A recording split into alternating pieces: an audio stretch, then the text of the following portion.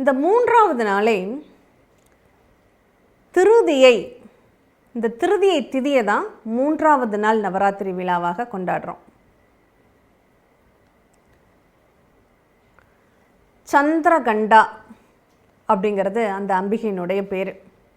இதை நம்ம என்ன சொல்லுவோம், அந்த 3வது நாளில்